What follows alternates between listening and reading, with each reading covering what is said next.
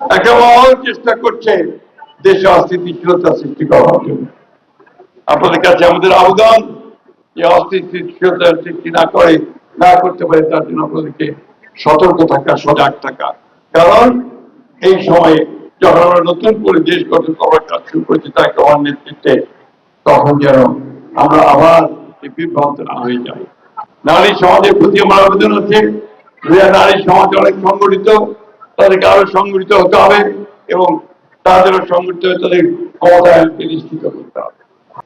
Public বিশ্ববিদ্যালয় কথা দিয়েছিলাম আমরা, সেই পাবলিক বিশ্ববিদ্যালয়ে নির্দেশ হয়ে গেছে, ভাইস চ্যান্সেলর নির্দেশ হয়েছে এবং কয়েকদিন আগে আমরা সেখানকার অস্থায়ী কার্যালয় উদ্বোধন করেছি ঠাকুরগাঁ শহরে। আমাদের মেডিকেল কলেজের অনুমোদন হয়ে গেছে এবং এই মেডিকেল কলেজের জায়গা নির্ধারণ হয়েছে। ইনশাআল্লাহ আগামী বছর থেকে ছাত্রছাত্রী ভর্তি হবে। আমাদের বিমানবন্দরে আমরা বিমানমন্ত্রী প্রতিমন্ত্রী তাদেরকে কেড়ে নিয়ে এসেছিলাম, তারা বিমানবন্দর পরিদর্শন করেছেন। আমরা আশা করছি যে আল্লাহর অশেষ রহমতে আগামী 2 বছরের মধ্যে আমাদের বিমানবন্দর আমরা চালু করতে সক্ষম হব। প্রিয় বন্ধুগণ, জনাব তারেক রহমানের সরকার কথার সরকার।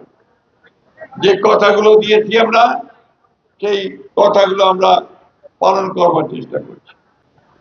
তিনি বলেছিলেন ফ্যামিলি কার্ডের কথা, আমরা ফ্যামিলি কার্ডের কার্যক্রম শুরু করেছি রহিমপুর ইউনিয়নের থেকে। খাল খনন কর্মসূচি, সেই খাল খনন কর্মসূচি শুরু হয়েছে। অন্যান্য কথাগুলো, যে কথাগুলো দিয়েছিলেন, প্রত্যেকটি পূরণ করবার জন্য আমরা ইতিমধ্যে এই কাজগুলো শুরু করেছি। প্রিয় ভাই বোনেরা, আমরা দেখেছেন এই সরকার বয়স মাত্র 3 মাস। এই 3 মাসের মধ্যে আমরা কাজ করার চেষ্টা করেছি। দুর্ভাগ্য আমাদের যে ফ্যাসিস্ট সরকার চলে যাওয়ার মতো অল্প কিছুদিন আগেই তিনি মুম্বাইতে ক্যান্সার হসপিটালে নিয়ে আমাদের ছেড়ে চলে যান। আজকের এই শুভ দিনে, যেদিন আমাদের রুইয়াবাসীর একটা আকাঙ্ক্ষা পূরণ হতে চলেছে, তাদের স্বপ্ন পূরণ হতে চলেছে, সেই স্বপ্ন পূরণের দিন এবং আমাদের এখানে আমরা তাদেরকে পাশে পাচ্ছি না।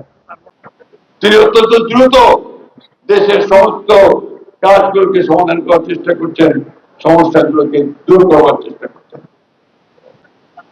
জনাব তারেক রহমানের নেতৃত্বে আমরা সামনের দিকে এগিয়ে চলেছি।